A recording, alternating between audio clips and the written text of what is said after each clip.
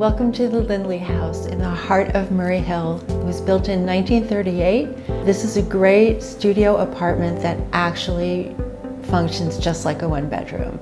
There's a built-out sleeping alcove that has a window, a giant closet, room for a queen-size bed, and night tables. It's a great separate windowed kitchen. If you look out the window and look up, you've got a peek of the top of the Empire State Building. 24-hour doorman, live-in super, gorgeous, gorgeous roof deck, and the best laundry room I've seen in a long time. Murray Hill is close to everything, all kinds of transportation near Grand Central, full of restaurants, bars, food stores. Let me know what you think. I'm Susan Katz from Brown Harris Stevens.